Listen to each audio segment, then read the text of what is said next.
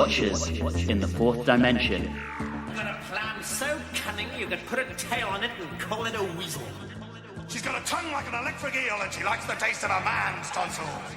Are you looking forward to the big push? No, sir, I'm absolutely terrified. Hello and welcome to Watchers in the Fourth Dimension. I'm Anthony. I'm Julie. And I'm Riley. And this episode, we're doing something a little bit different. This is actually the first time we're recording since we lost our brother and dear comrade Don.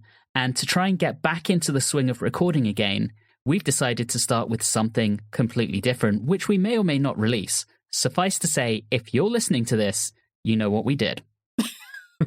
Anyway, Julie recently watched her way through the iconic British show Blackadder for the first time.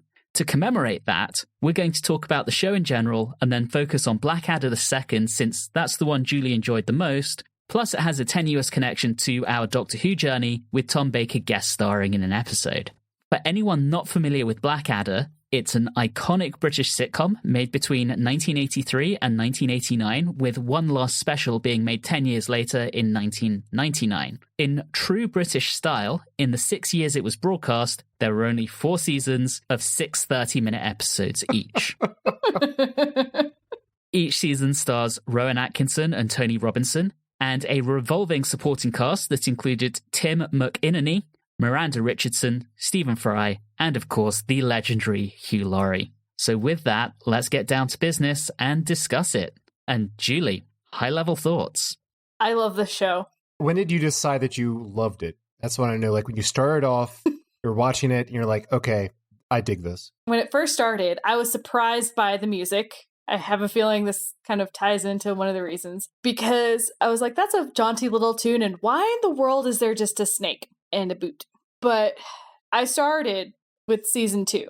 I did not start with season 1. I was told, watch the others before you go back and watch season 1. So I did that. Though it just starts off strong. It's really stupid, but the jokes about Kate and her dad and him saying that she needs to be a prostitute, immediately I was like, this is terrible and I'm going to love it. Julie, I'm really glad you started with the second season. I think kind of on our advice, given that season 1 doesn't quite follow the format that the other 3 seasons do. It's almost like everything's flipped. Baldrick, played by Tony Robinson, is actually the smart one, and Blackadder's incredibly stupid. Well, also Blackadder, the first one, is more kind of a snivelly kind of... Snivel, yes. Yeah, that's, I don't know what else adjective to give to him besides that one. While in the other series, he's a lot more of the... arrogant, the Brain from Pinky and the Brain type of character. I actually love that first season in its own way, particularly the first episode, which inverts so much of Shakespeare. Yes. And having Peter Cook as Richard III saying things like, now is the summer of our sweet content. It just really does something for me. And you can't forget Brian Blessed in season 1. Brian, blessed. Bless him. Julie, not wanting to get away from the fact that this is Julie Does Blackadder.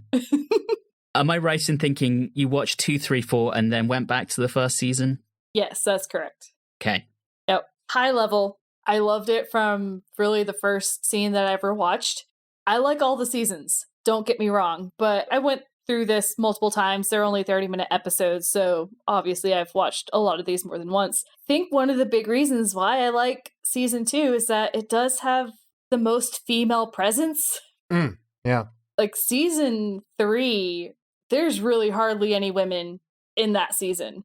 Yeah, you get Mrs. Miggins, but... that's about it, really. That's about it, yeah. And then in season 4, you get a little bit with the nurse, and you get a little bit here and there with, I think, another character, but that's also all that you get. And then in the first season, you have the Queen, but she's not a huge, like, pivotal role, whereas Miranda Richardson also is delightful. I love her. Didn't realize what kind of filmography she has, and then come to find out that she's Rita Skeeter in the Harry Potter series, and I'm like, what? I loved her as Queen Elizabeth I, and I love that whole dynamic of her and Stephen Fry. Oh, they're so good together. They really are. So good. And don't forget Nursey. Oh, Nursey. We're going to talk much more in depth on them, but that's really why I lean towards season 2 more so than the others. And I'm sure a lot of you guys have figured out I'm a period piece type of person, but I love all period pieces. Yep. I know some of them thought I was going to like season 4 the most, but little do they know, I just love all different time periods. I really just liked the Elizabethan era. It was fun. I thought that you would have picked Blackadder the Third as your favorite.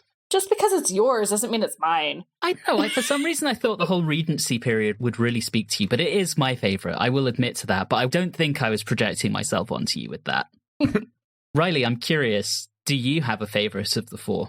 Funny story. I was first introduced to Blackadder when I was in 7th grade or maybe a freshman in high school. A friend of mine, his older brother had a VHS copy of the first 3 episodes from season 2. And that's where I started. Actually, no, correction, season 1. And I didn't realize I loved the series until we got to the 2nd episode in season 1, where Brian Blessed, on his way to the Crusades, gives a very wonderful speech where he talks about the good Lord said to love one another, unless he's Turkish and kill the bastard. When that line was delivered like by Brian Blessed, I'm like, okay, I'm in. And so then I tried to watch episodes, but during the time when I was growing up, that was hard to do. And then Comedy Central started airing the episodes, slightly edited, though now I've realized through my rewatch, I don't know why they edited some things out completely. And I watched season 2 and season 3 and season 4 that way. And through the end of it all, I like season 4 the best.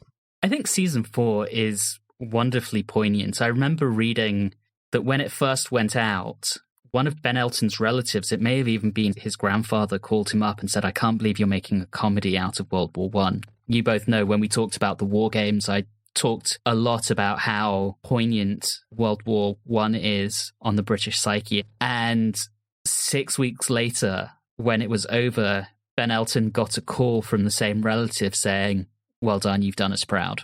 I had a question for you about this because based on what you just brought up, the anti-war humor in the 4th series is really, really prominent. It's almost every other joke or every 4th joke they make. And based on what you said before, I can't imagine how this didn't get a little bit of controversy when it originally aired, outside of that story you mentioned, like more of a hubbub in the press, perhaps. Oh, it definitely did. I think there's also an element of realism on our take on history. Everyone realizes World War I was brutal. Mm-hmm. Everyone knows it was awful. We lost about half a generation of men in World War I, and then the other half were wiped out when they got home to the Spanish flu. In that time period, we lost basically an entire generation. And you look at it and the way it portrays trench warfare, the out-of-touch generals, I think our history does actually record that. Generals didn't really know what they were doing. The life in the trenches was terrible. And Blackadder portrays that realistically, albeit with some humor on it. I think that's really what it boils down to, is what they were making fun of is the realistic things of looking back on it. We're like, well, it was that terrible. It's true in its humor, if that makes sense. I think the characters you have in there with Hugh Laurie, who is Lieutenant, what's his name? His character in that is Lieutenant George. Lieutenant George, yeah. With Lieutenant George being an upper-class twit who is all gung-ho about the war. And you've got Baldrick, who's an idiot and doesn't really know what he's doing as the squaddie. And Blackadder's the only one who's smart enough to see what an absolutely futile gesture this whole war is. It's amazing. And then to end it with having them all gunned down in cold blood, just as things actually happened in World War I, it hits all the feels. It's also interesting, too, when you look at what happened to Darling. That's also very poignant because he thought he was safe. Yeah. Right. And so in this entire thing, he's acting like his superiors because he's on that side. And then when he realizes that he'll get thrown under the bus just as soon as anyone else would, I really, really like that part of it. Also, I love just him being called Darling the entire season. Mm-hmm. I love all those jokes, but Darling. I think that series 4 is where Stephen Fry is at his best as General Malchut. Absolutely. I think that role is perfect for him. I enjoyed him in series 2, but series 4 as Malchut, that's just him at his best. He does the pompous, blustery man of power so well. I actually think Tim McInerney is at his best in Blackadder Goes Forth as well. Yes. As Darling. He plays the idiot quite well in Blackadder II, but kind of as this smarmy captain who thinks he's better than our heroes. He's so punchable. Yes, yes. He's actually one of my favorites throughout. Obviously, Rowan Atkinson, like, you can't say much about him because it is all about him, but I really am terrible at the last name. So Tim M, because I don't feel like McInerney.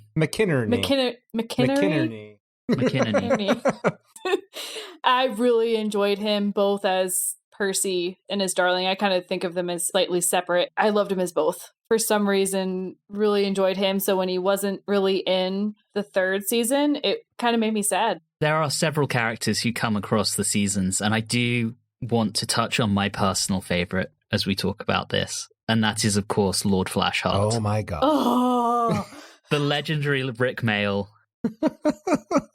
Dear listener, we're going to try and avoid doing this too much, but Don had a real love for Rick Mail. And you can really see why, because he's just so over the top and ridiculous, and it's hard not to just fall in love with him as an actor. I love when his mustache is falling off and he just keeps going as if it doesn't matter. Oh, it's so good. I remember showing a friend of mine the first episode of Blackadder II, Bells, and the moment Lord Flashheart showed up on screen, she was absolutely enchanted. He just steals the show. And he does the same thing in Private Plane in Blackadder Goes Forth. He comes in and it's just so hard not to smile and just be like, fuck yeah, just how ridiculous he is. In Bells, the moment he turns to Baldric, who's of course in a dress as the bridesmaid, and goes, bridesmaid, love the beard, gives me something to hang on to. He's only on screen for what, like 2 minutes tops? Yeah. Practically every line he gives is quotable.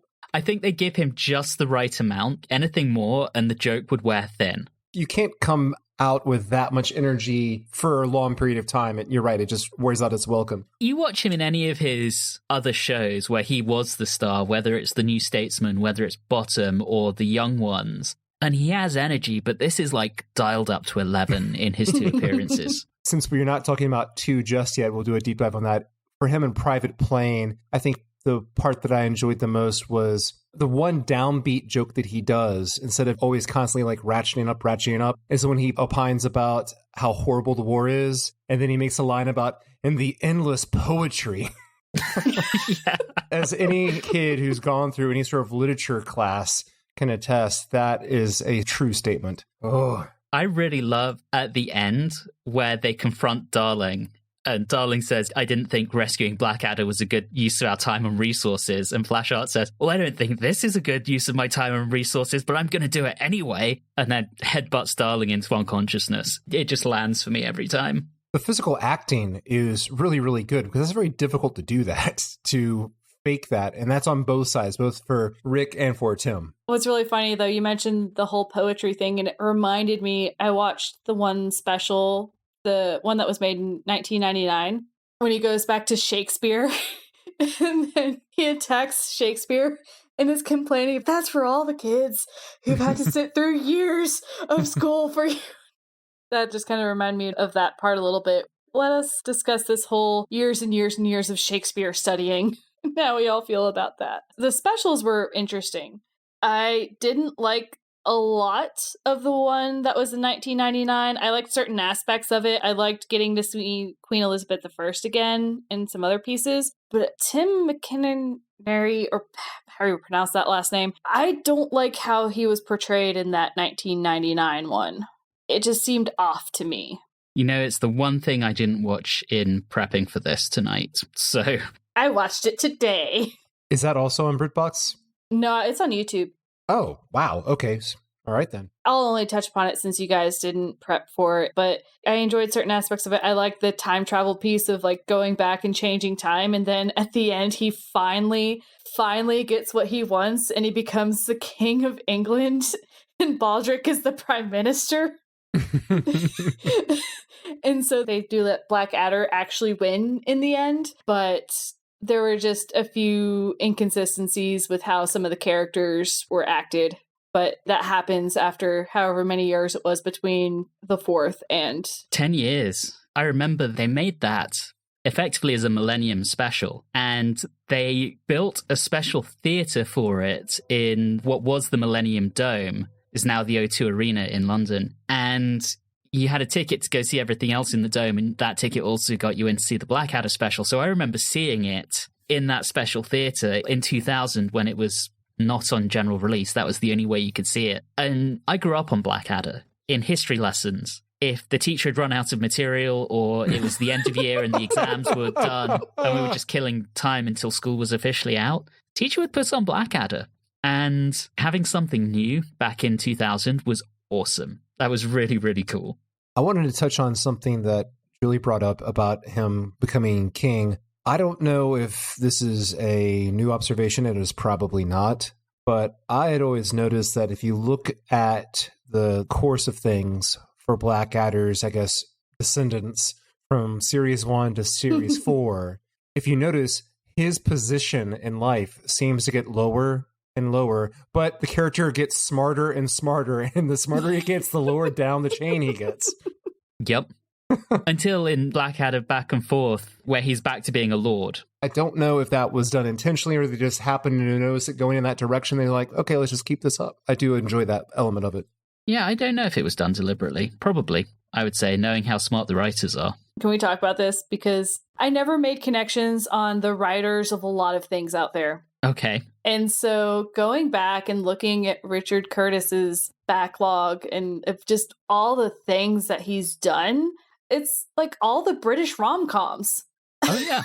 It's crazy. Love Actually, Bridget Jones. Four Weddings and a Funeral. Yes. Just such good. Notting Hill. A lot of those like big British things are where Richard Curtis, and just to think that Blackadder was before all of that happened. It's just so good. He's a friend of Stephen Moffat and, of course, wrote, I think it was Vincent and the Doctor. Yes. That's right. Yes.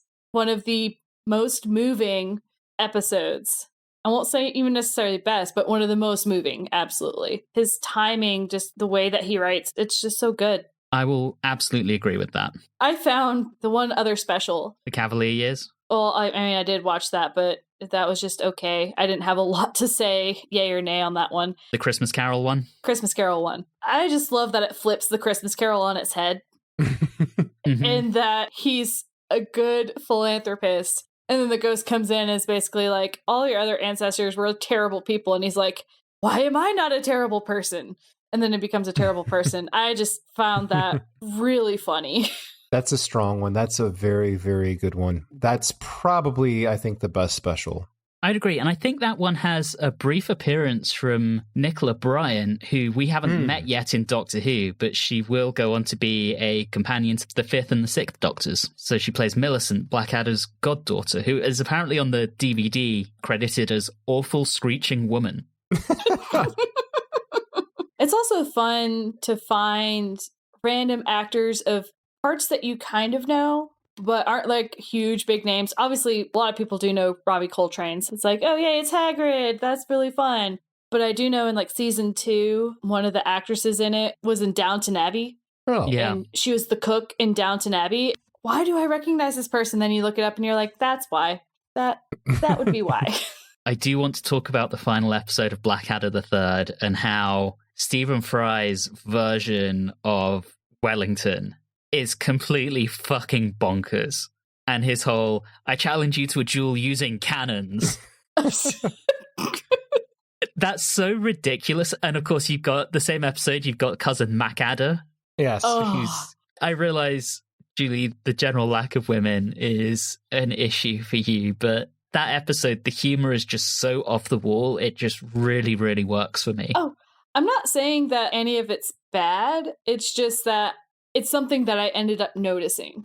That makes sense. It's really not to say that, oh, well, they should have fit one in. I'm not even saying that either. I just happened to notice that there wasn't a strong female character who like ran the whole series. Yeah, that makes sense.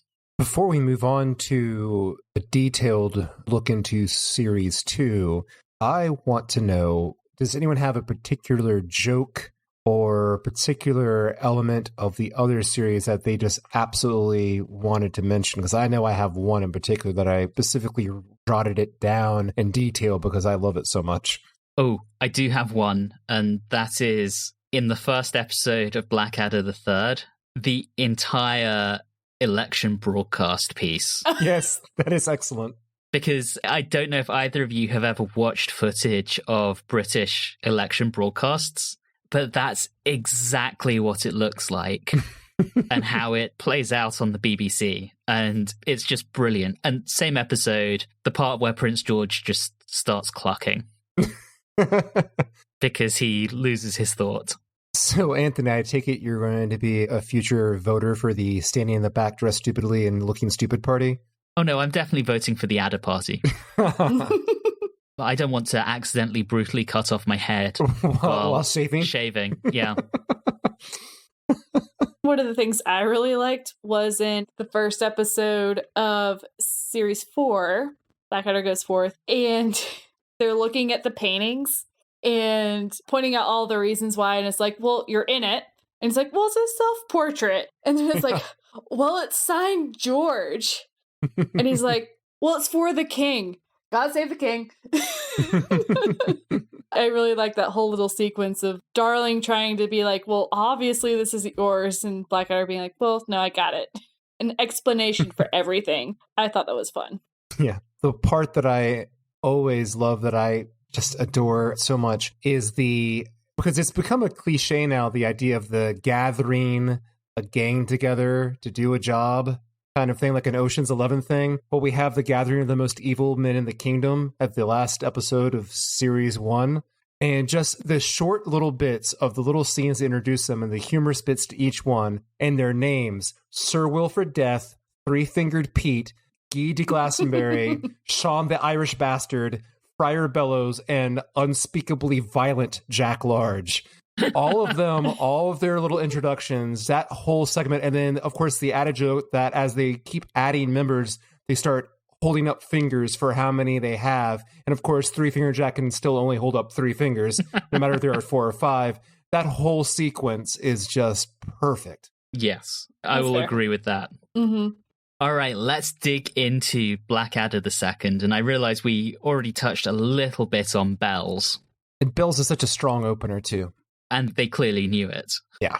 It's one of those things where it's a little bit like tried and true, the woman posing as a male and everything, but when it's well done, it's well done.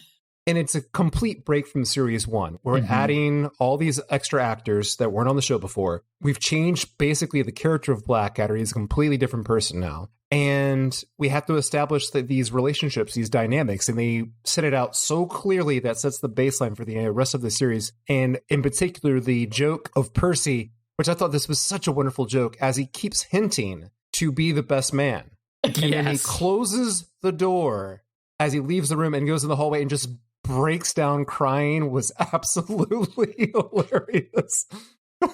Poor Percy. Just how that's just given, like, just this pitiful cry set up for humor is just really funny to me. There's also some really good lines in this one that really from pretty early on, like Percy being Percy, when he's in love with, I think, that other woman, and he's like, I'd like to meet a Spaniard who can make his way past me. Oh.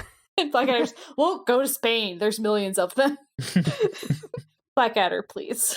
Stop being mean to Percy. And that's part of also the change, is that now the whole writing style changes. Now the jokes completely shift towards a lot of wordplay, a lot of very descriptive ways of putting people down compared to Series 1, where that really wasn't an element of it at all. And I wonder if that was the addition of Ben Elton. I would think so. And we haven't said her name, but Nursey, fantastic. A great balance to the queen. And that actress' name was Patsy Byrne. I wanted to say her name because I thought that as I was watching through the series, I wanted to figure out one person really nailed it and should get a lot of recognition. I think for Series 2, it should be her. I could see that. It's, again, one of my reasons for liking Season 2 so much is just there's so many strong characters. You've got strong male characters, you've got strong women characters, so it hits all of the points for me. That's why I love it so much. Just a point on Patsy Byrne, I'd be remiss if I didn't say this. She obviously was the one who played Nursey. She was in an episode of Z-Cars. Yes. Gotta get that in there. Oh, man. Will we ever get away from Z-Cars? Never. No. Okay. No. Perfect. Z-Cars will haunt us till the end of the podcast. The other thing that cracks me up in that particular episode is when Blackadder goes off to see the wise woman. Oh. There are two things you must know about the wise woman. First, she is wise. Second, she is a woman. Oh my gosh, so ridiculous. I appreciate when he steps up there and he's like, you didn't cut the voice. I'm not a tourist. And then we've already talked about Flashheart and his presence. And that's really just having him come in at the end. Like, that is just a fireworks way of ending an episode.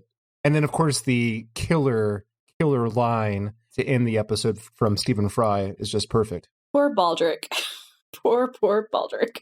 I love Baldric so much. I don't know when it happened, but I think it didn't start until series 3, where then he started to state that he had a cunning plan. And that was a wonderful little change up there. Mm-hmm. All right, moving on. Let's talk about the second episode, Head. It also starts off strong with Blackadder trying to teach Baldric how to count. What I love about this episode, it's just so farcical. Everything about Lady Pharaoh going to visit her husband who's due to be executed. So that she give him charge. And he wasn't meant to be executed yet. And so Blackadder's forced to pretend to be him and gets all of the details wrong. And then it even turns out that Baldric didn't kill Lord Pharaoh after all. Right. It's so ridiculous, and that level of farce just works brilliantly. The really funny thing about that, too, is that what they should have always done from the very beginning was, instead of moving it up, they should have just moved it back. I'm like, why did you move someone's execution up? You should have just saved it for Friday. That's actually easier, but okay, that's fine. Then you wouldn't have the episode, so. The quips that Blackadder gave in the introduction, the kind of manager meets his employees scene. What was the line he gave? I am now the new minister in charge of religious genocide. Yes. I enjoyed that because it was a wonderful kind of send up of your classic, hey, everybody, I'm your new boss. Tell me about yourself. How do things work? Stuff like that. It's just to have that with the work that they're doing is just wonderfully dark. I also love that Baldric's explanation is just that it's a hobby. It's like, also, in real life, he would definitely not have been the executioner because executioners knew a little bit more about the human body than Baldric ever would. I mean, he could learn on the job. He can't count to 4, Anthony. Yeah, that's a fair point. I was giving him too much credit. Again, I love Percy, and you look like a bird who swallowed a plate. Oh, yeah. But then, like, you know, the next time you see him and he's like, well, today fashion is towards the tiny. Percy.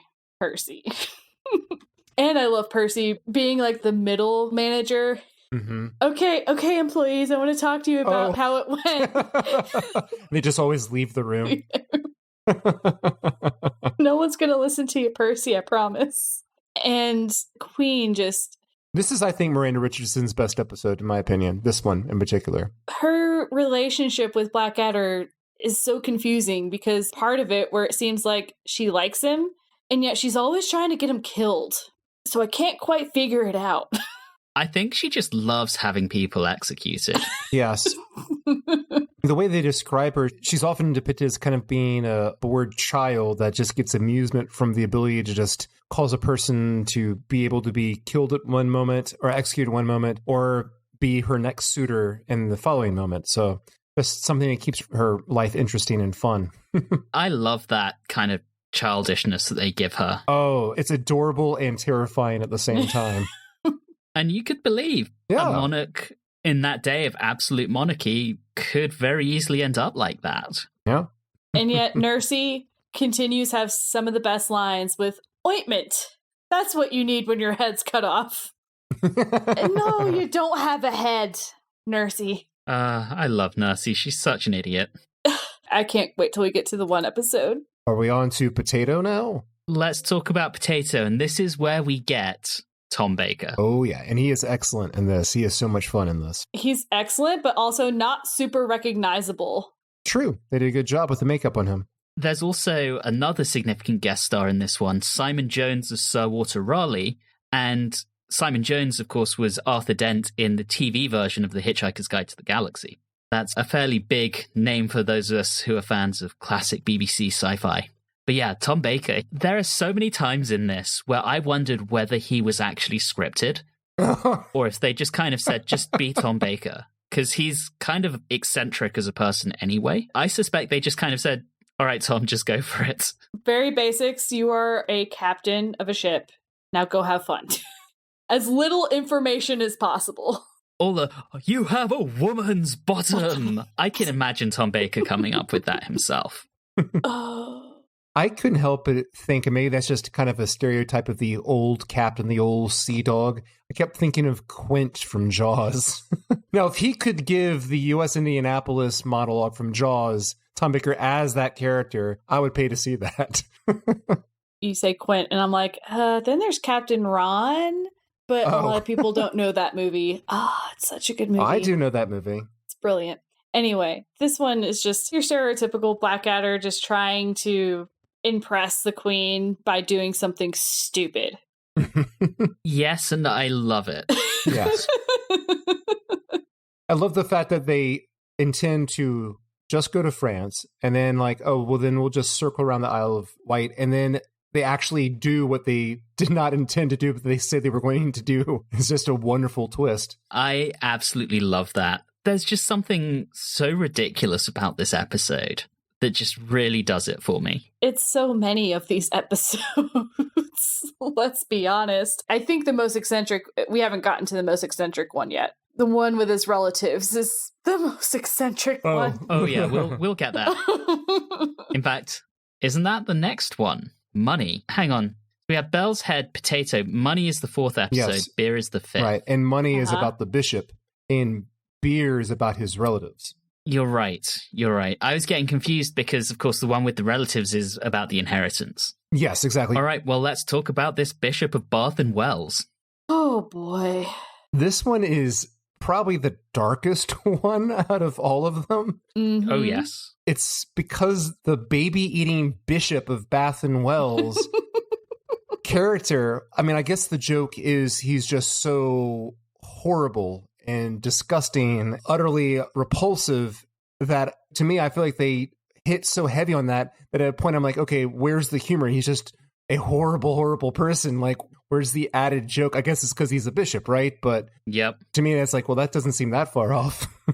But I think if you think about it, this came out in 1986, so a lot of the scandals that we now associate with the church hadn't quite come round yet. And then on top of that, the Church of England, it's not even the Catholic Church, right? So the Church of England has this reputation of being kind of nice and fluffy. And then you've got this Bishop of Bath and Wells who's the baby-eating bishop. Absolutely bonkers. There's still some great things that happen in here, though. I love when he's with Molly, is his lovely lady that he had at the very beginning. And Blackadder's going on and on about how terrible he is. And Molly's like, but he treats me as like a human being. And then it's, if I wanted a lecture of the rights of man, I would have gone to bed with Martin Luther. Oh, yeah. And I don't really want to have that image of Martin Luther in bed. But thank you. That's what I really wanted to know. But I love the lengths in which he goes in order to get this £1,000. And first it's selling the house, and then it's to paint an inappropriate portrait with Percy dressed up as, I don't know what he was dressed up as. Well, there's also Percy attempting to use alchemy to make gold, but instead making green. Which, when I rewatched this episode, I'm like, this has got to be Anthony's favorite episode. It's got alchemy in it. Alchemy. But yeah, trying to poison the bishop. I mean, it's just... Who comes up with these plans? Like, at least later on when Baldric is the one saying, I have a clever plan, like, you know it's going to be terrible. Blackadder, are you really not this smart? I think it's just desperation, which makes it even funnier, but also even more tragic. Which, of course, is our wonderful little bit that's, divides the acts, as in each time he maybe gets one step forward, he gets called into court, and then the queen takes money off of him. For really no reason at all other than just for some sort of inside joke. And of course, there's the ending where, yes. poor Percy. Yes. Poor Percy. I'm really curious about the design of that outfit, among other things, but Best not to ask. it's something special. But no, all of these are just so good. All right, so let's move on to beer, which, of course, I got confused with money, but in this case, we've got the relatives in one side, the Puritans, and then on the other side, we've got a drinking competition between Blackadder and Melchett. And I have to ask, I understand it from, like, I've been to Mardi Gras, but what was the focus on the fake tits? Is that a British thing? And the dick on their head? Yeah. A British pub crawl can get very, very silly. It doesn't have to be, but it can do. And I get the feeling there are probably a bunch of in-jokes amongst these guys that have led to the fake boobs and to the dicks and what have you that just keep going as they get into this drinking contest. Okay. All right. I mean, it's the perfect scenario. You've got your straight-laced, stick-up-their-ass people are coming over for dinner, and you've got these idiots who are drinking over here, and the queen is also trying to get involved with all of this, which is a terrible idea. But I think even the best part is that even with the Puritan side, it's really just the wife who's the Puritan, Yes. and I think the husband is just there along for the ride. The reveal of him as they leave, giving thanks to Blackadder for the evening was really wonderful. And the thing is like this episode in particular is really based upon a very, very classic sitcom premise. I have guests over to my home. I have to impress them. Oh, but this other side of my life accidentally is crashing and I'm trying to keep it separated. And how do I do that? And the misunderstandings and so on. It's very classic. Absolutely. And I love just how ridiculous and taken to extremes their puritanical beliefs are. Oh, You know, chairs are the work of Satan. Mashed foodstuffs are the work of Satan. Family is the work of Satan. Warmth is the work of Satan. It's dialed up to 11. My favorite is especially with the mashed vegetable thing, because then you get the turnip that looks like a penis, and she's like, perfect. Yes. Okay, great. How did you miss that? Okay, it's fine. because warmth is the work of Satan, because cold is God's way of telling us to burn more Catholics. Oh, my people, I'm so sorry. Watch out, Julie. I know. I also like when we get towards the end. Oh, there's another stripper. And it's a male stripper. Oh, wait. And now this one's dressed as the queen. And they're like sexy. She's in this full giant gown, but she's sexy. Oh, it's so good. And this is the first appearance of Hugh Laurie on the show as one of the drunken guests. Yes. And he's as fantastic as he always will be. And he's going to show up in the next episode, too. That's what we call a segue. That is the final episode, Chains. I love this one so much. The setup is so good because it's the queen saying, no more ransoms. And then her two favorite people to play with both get kidnapped. And that just makes me so happy. It's just so good. I mentioned the series seemed to go in a certain direction as Blackadder, the smarter he gets, the further down the chain he gets. But I feel like in just the 6 episodes of this series, from episode 1 to episode 6, for lack of a better term, the zaniness just keeps getting higher than the episode previous to it. It builds upon itself to a point where the ending of the entire series, where Nursey's in a damn cow costume, which looks utterly strange and bizarre, and everyone else is Utterly. yeah. That's how we end it. Let's get a little bit of perspective here. How do all the series end? Usually with deaths. Series 2 ends everyone in crazy costumes. It's a much more lighthearted one. Until the post-credit sequence. There's the post-credits. Yes. Classic Marvel. Oh, wait, no. Marvel before Marvel. Oh, absolutely. But Prince Ludwig, just the idea of him is bonkers, and then the portrayal of him is just so over the top. Yeah, and I think Hugh Laurie is absolutely delightful as him and is clearly having the best time. My question is, it's pretty clear that they heard Hugh Laurie's accent for the character and said, it sounds terrible. Let's go for it. It's hilarious with how bad it is. It's really funny because at this early stage of his career, he was not good with accents. If you watch any episodes of the sketch show he did with Stephen Fry, A Bit of Fry and Laurie, the episodes where he has to do an American accent, that accent is terrible. There is very little sign of the Hugh Laurie that 20, 30 years later, Americans would go, wait, House is British? Also interesting how this is, again, perhaps foreshadowing, because we have this German threat to the throne, and then the very next series... You got Hugh Laurie as the German Prince Regent, yes. The way that they build upon themselves, just even in between seasons, is remarkable of how much they're able to carry over. And to that point, Julie, you then go from the season with the German king and the German Prince Regent to the season where we're at war with the Germans. I mean, it's so back and forth. Yep, that's why season 1 really doesn't fit. Yeah. There are no Germans. No, there's no Germans.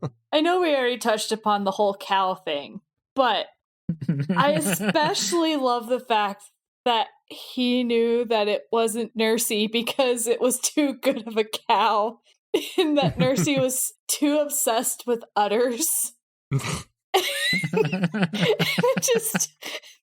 that is the most bizarre thing. An udder fixation. Okay, great. Thanks. That's a kink I didn't need to know that Nursey had. And yet now you do. You're welcome, Julie. Ugh. All right, so I guess the only question that remains, since we've talked about all 6 episodes, is what's your favorite of the 6, if you had to pick one? I definitely think the first half of the series is stronger than the second half. So I think I will go with Head. Okay. It allows Miranda Richardson's character to really explode onto the scene for the entire series, shows her as a threat. It makes tremendous fun of death. That's my favorite. Fair. I really like Bells. It's a common trope, but it's well done. The opening sequence, and the opening being a father to tell his daughter to be a prostitute, and he'd rather have her do that than pose as a male, is just bonkers. And the setup of Percy and all the other characters, it's a really good opening act, even though there's not really much of a plot through the season, so to speak. So it's not setting up characters that are going to change much throughout, but it's a really good of letting you know who all characters are and how they interact together. It's just well done. Exactly. And I think for that reason, Bells is my favorite as well, although there is the obvious other reason, and that is Lord Flashheart. Yeah, that's also fair. That scene is just so show-stealing. It's hard not to name that as possibly my favorite moment in the entire season. And the way he breaks the fourth wall, looks at the camera and goes, "Oh, ha, ha, ha, ha." Yeah. It's just, it's perfection. Rick Mayall, the absolute genius. With that, I think we should probably wrap it up. Any final thoughts? My final thought is, if you haven't seen it, go watch Blackadder. It's hilarious. Please. You could probably watch it all in a day. I concur. Absolutely watch it if you haven't already seen it. I also do recommend starting at season 2 and going back to watch season 1 at the very end, just because it is so different. And I think that for especially modern audiences, they're going to react better to those other seasons. And I'm going to sign us off. We've been the Watchers in the Fourth Dimension, the all-new Watchers in the Fourth Dimension. Thank you for listening, and in the words of General Melchett, bah! Thank you, and have a good one.